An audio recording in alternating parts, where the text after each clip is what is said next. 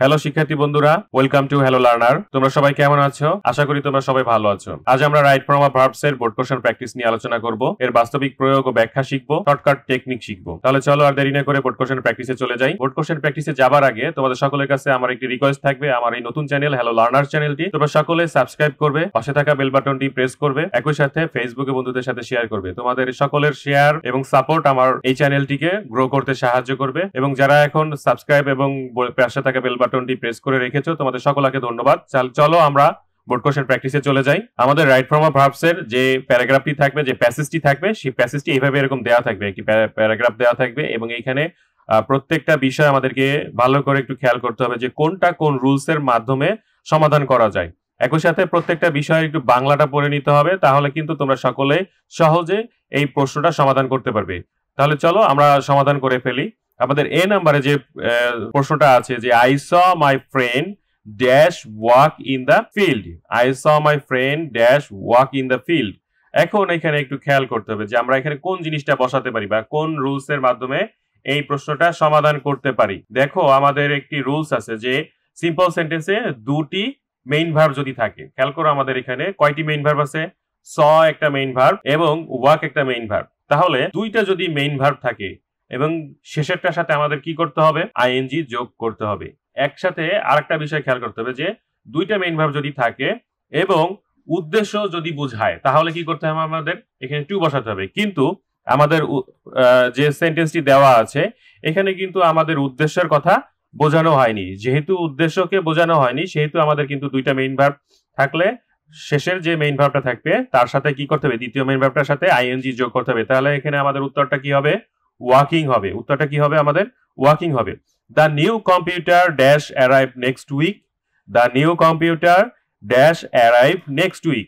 এখানে খেয়াল করো যে আমাদের নেক্সট যদি কথা থাকে অথবা টুমরো যদি কথা থাকে, তাহলে কি করতে হবে? আমাদের নেক্সট কথাটা যদি থাকে অথবা টুমরো কথাটা যদি থাকে, তাহলে আমাদের ফিউচার ইনডেফিনিট টেন্স বসাতে হবে। ফিউচার ইনডেফিনিট টেন্স বসাতে হবে। এখন আমাদের এখানে সমাধান করতে হলে তাহলে ফিউচার ইনডেফিনিটের ভিতরে কি করতে হবে? আমরা the new computer will arrive কথাটা বসাতে হবে। উইল অ্যারাইভ কথাটা বসাতে হবে, তাহলে আমাদের এটা সমাধান হয়ে যাবে। 3 নাম্বার হচ্ছে charity dash begin at home. Charity dash begin at home. Subject যদি থার্ড পারসন সিঙ্গুলার নাম্বার হয়, ভার্বের শেষে এস বা ইএস যোগ করতে হয়। সাবজেক্ট যদি থার্ড পারসন সিঙ্গুলার নাম্বার হয়, তাহলে ভার্বের শেষে কি করতে হবে? ভার্বের শেষে এস বা ইএস যোগ করতে হবে। চ্যারিটি কিন্তু থার্ড পারসন, কিন্তু আমাদের এখানে কি হবে? বিগিন এর পরিবর্তে কি হবে? বিগিনস এস যোগ করতে হবে। BEGINS, তাহলে বিগিনস হবে। ওকে, ডি নাম্বারটা দেখো। আমাদের ডি নাম্বারটা সমাধান করতে হলে you had better dash to speak the truth. You had better dash to speak the truth. আমাদের রুলস আছে এরকম একটা যে had better, had rather, would better, would rather,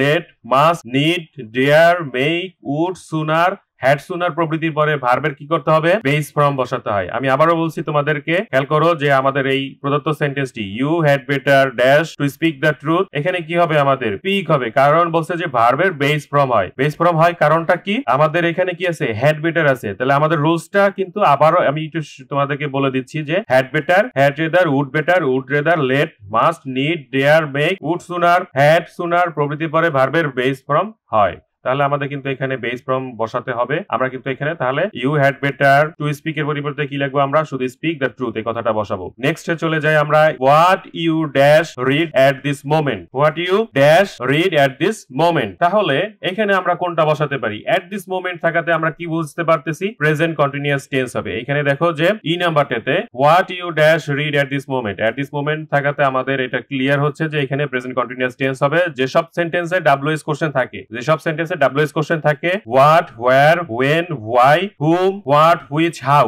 খেয়াল করো ডাব্লিউএস কোশ্চেন আছে এখানে। আমি আবার বলছি যে যেসব সেন্টেন্সে ডাব্লিউএস কোশ্চেন থাকে, what, where, when, why, hmm, what, which, how দিয়ে শুরু হয়, সেসব ক্ষেত্রে কি করতে হবে? অক্সিলারি ভার্বের পূর্বে কি করতে হবে? অক্সিলারি ভার্ব সাবজেক্টের পূর্বে চলে আসবে। অক্সিলারি ভার্ব কি করতে হবে? এখানে কি করতে হবে? অক্সিলারি ভার্ব সাবজেক্টের পূর্বে চলে আসবে। এখানে কিন্তু আমাদের কি আছে? ইউ, এখানে রিড, এখানে আমাদের কিন্তু একটা বসাতে হয়তো যে প্রেজেন্ট কন্টিনিউয়াস টেন্সে, তাহলে আর হয়তো।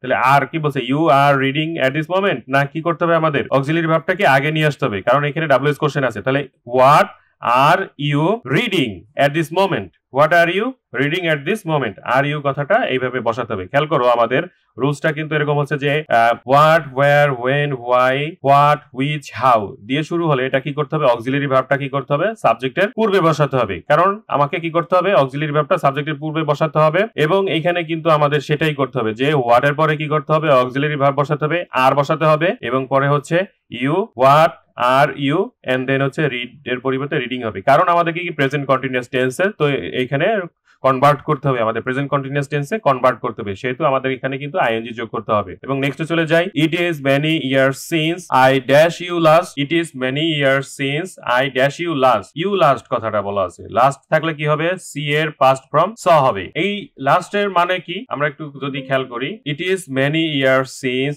I dash see you last, এখানে আই ড্যাশ ইউ লাস্ট, এখানে আমাদের কোন কথাটা বসাতে হবে, দেখো এই লাস্টের মানে হচ্ছে অতীত, এবং লাস্ট থাকায় কি করতে হবে, অতীতকে বোঝাইতে হবে। তাহলে আমাদের কি করতে হবে, পাস্ট ফর্ম আছে, পাস্ট ফর্মকে আমাকে কনভার্ট করতে হবে। দেখো সি এর পরিবর্তে কি হয়ে যাবে, স হয়ে যাবে, সি এর পরিবর্তে আমাদের কি হয়ে যাবে, স হয়ে যাবে।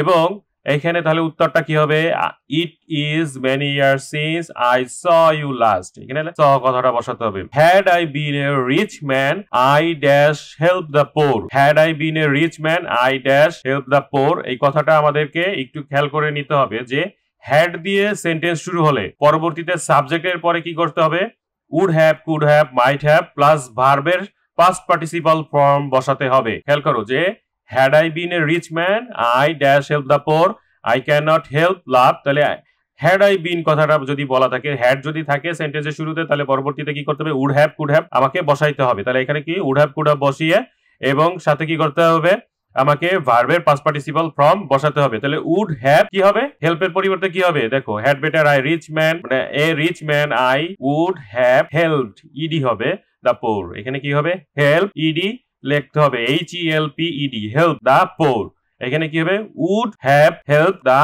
পোর। ওকে, নেক্সটে যাই আমরা, এইচ নাম্বারটাতে কি করতে হবে, I can not help dash love, I can not help dash love, এইখানে ক্যান নট কথাটা যদি থাকে, can not help, okay, can not help কথাটা থাকাতে কি করতে হবে, আমাদের ভার্বের সাথে আইএনজি যোগ করতে হবে। ভার্বের সাথে কি করতে হবে, আমাদের আইএনজি যোগ করতে হবে। ক্যান নট, কুড নট এইগুলো যদি থাকে ভার্বের সাথে আইএনজি যোগ করতে হবে। তাহলে আমাদেরকে খেয়াল করো যে লাভ আছে, তাহলে লাভিং হয়ে যাবে, আইএনজি যোগ করতে হবে, LAUGHING, লাভিং হয়ে যাবে। ওকে, আমাদের I can not help loving. Okay, next number হচ্ছে আই নাম্বার হবে, he is as well as his friends dash selfish, he as well as his friends dash selfish. তাহলে আমাকে সমাধান করতে হলে কি করতে হবে, এটা দেখলে একটু মনে হচ্ছে যে কঠিন না, he as well as his friends dash selfish, ভার্বটি যদি প্লুরাল হয়, কিন্তু আসলে এখানে কি ভার্বটি মনে হচ্ছে না প্লুরাল টাইপের, কিন্তু যদি এরকম ক্রিটিক্যাল জিনিস মানে সেন্টেন্স থাকে, তাহলে আমাদেরকে একটু খেয়াল করে নিতে হবে যে অ্যাজ ওয়েল অ্যাজ, আমাদের রুলসটা হচ্ছে এরকম যে অ্যাজ ওয়েল অ্যাজ,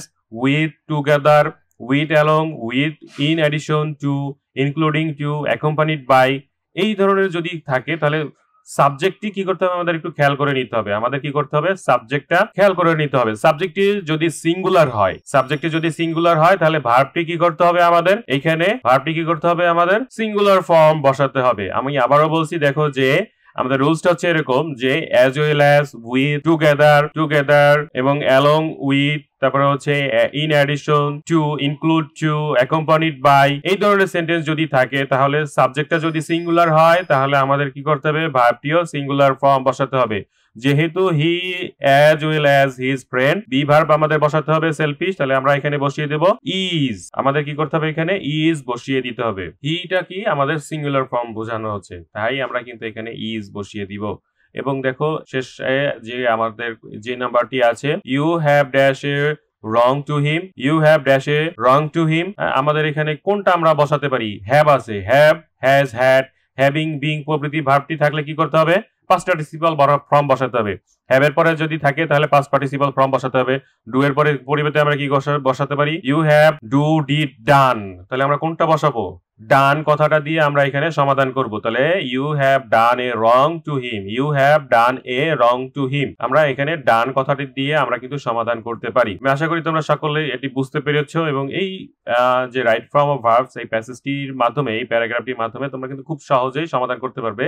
আমার এই সমাধানটি তোমরা দেখে নিবে এতে করে তোমাদের কিন্তু খুব সহজে তোমরা সমাধান করতে পারবে এবং এখানে অ্যান্সার দিয়ে বারে বারে প্র্যাকটিস করবে এবং ভিডিওটা পজ করে তোমরা প্র্যাকটিস করার চেষ্টা করবে। এতে করে তোমরা কি করবে যে এরকম ভাবে যদি কয়েকটি তোমরা করতে পারো রাইট ফর্ম অফ ভার্বস, তাহলে তোমাদের রুলস গুলো মুখস্থ হয়ে যাবে এবং তোমরা কিন্তু সমাধান করতে পারবে। বোর্ডে যে কোনো জায়গা থেকে আসুক না কেন, রুলস জানা থাকলে তোমরা ইজিলি কিন্তু সলভ করতে পারবে। আর সবশেষ তোমাদের কাছে আবারও রিকোয়েস্ট থাকবে, আমার এই চ্যানেলটি তোমরা সবাই সাবস্ক্রাইব করবে। হ্যালো লার্নার চ্যানেলটিকে সাবস্ক্রাইব করে পাশে থাকা বেল বাটনটি প্রেস করে রাখবে এবং বন্ধুদের সাথে ফেসবুকে শেয়ার করবে এবং তোমার বন্ধুদেরকে আমার এই ভিডিওটি দেখাবে। এতে করে আমি অনেক অনুপ্রাণিত হব এবং তোমরা কমেন্টে জানিয়ে যাবে আমার এই ভিডিওটি তোমাদের কেমন লাগলো বা কোথায় কোন জায়গাটাতে তোমাদের সমস্যা হচ্ছে, সমস্যাগুলো জানাবে। ধন্যবাদ তোমাদের সবাইকে, যারা সাবস্ক্রাইব করছো সকলকে ধন্যবাদ।